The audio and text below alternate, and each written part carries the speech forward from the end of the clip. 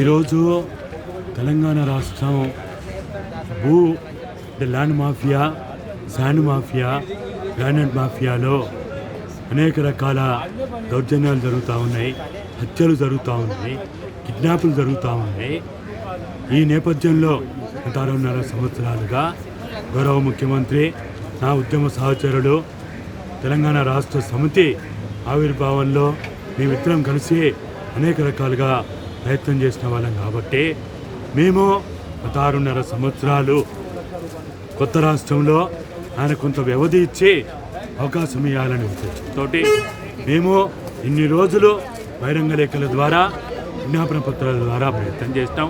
కానీ ఈరోజు ఒక అఖిల ప్రియ ఉదంతం తర్వాత Cyrus company, gold stone Prasad మరియు అనేక మంది ఈ కబ్జాదారుల యొక్క కబంధ హస్తాల్లో ఇప్పటివరకు జరిగినటువంటి ఈ 12 హత్యలతో పాటు హైదరాబాద్ కేంద్రంగా తెలంగాణ తెచ్చుకున్న తర్వాత ఇటువంటి నేరాలు, ఘోరాలు జరగడం బాగాలేదనే ఉద్దేశంతో మేము మరోసారి ఈ భూ పరిరక్షణ ఉద్యమాన్ని చేపట్టాలనే ఉద్దేశంతో అనేక మంది జర్నలిస్టులు, లాయర్లు, తెలంగాణ ఉద్యమకారులు, అనేక మంది retired revenue department, police department సంబంధించిన వాళ్ళతోటి ఆలోచన చేసి ఈ ఉద్యమ కార్యాచరణకి మేము ప్రతి రౌండ్ టేబుల్ ద్వారా మేము రానున్న రోజుల్లో అన్ని ఉమ్మడి జిల్లా కేంద్రాల్లో కూడా ఇటువంటి రౌండ్ టేబుల్ సమావేశాలు ఏర్పాటు చేసి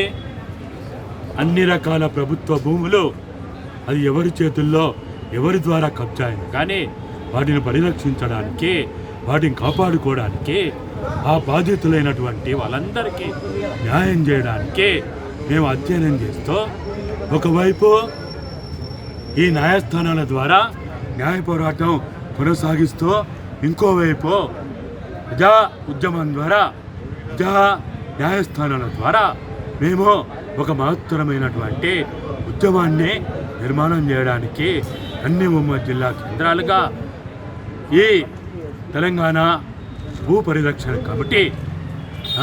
కమిటీలను ఏర్పాటు చేసి మేము కులాలకి, మతాలకి, అన్ని సంఘాలకి కలుపుకొని మేము ఈ ఉద్యమాన్ని ముందుకు తీసుకుపోవాలని మేము ప్రయత్నం చేస్తున్నాం.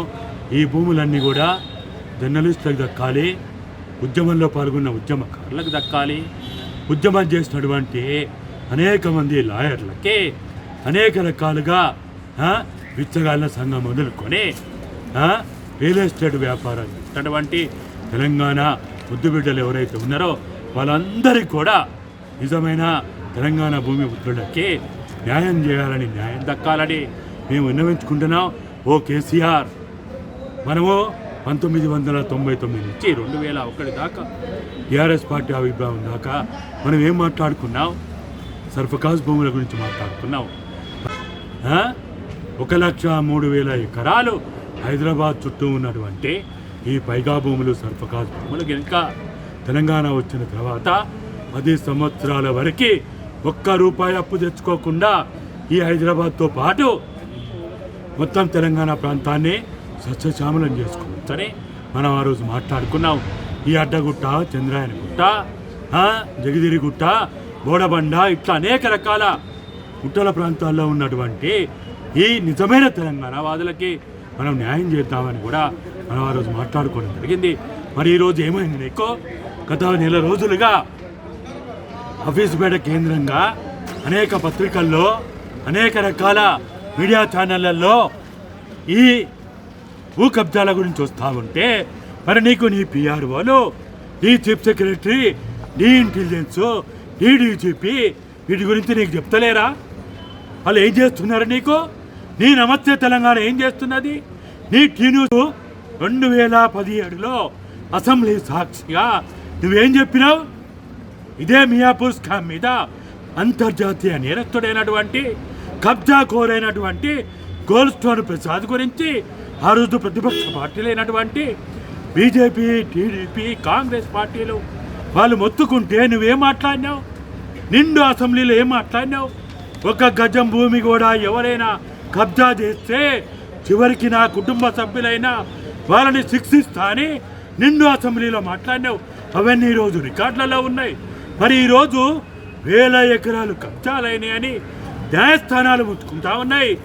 నీ కలెక్టరు, నీ రంగారెడ్డి జిల్లా కలెక్టరే, ఇది ప్రభుత్వ భూమి, ఇది అక్రమంగా ఇక్కడ కబ్జాకోరులు కబ్జా చేస్తుందని నీ కలెక్టర్లే, నీ ఐఏఎస్ అధికారులే చెప్తా ఉన్నారు.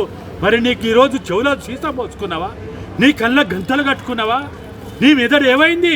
సైరస్ కంపెనీ కోసమా తెలంగాణ తెచ్చుకున్నది? ఒక అంతర్జాతీయ నేరస్తుడైనటువంటి గోల్డ్ స్టోన్ ప్రసాద్ కోసమా తెలంగాణ తెచ్చుకున్నది?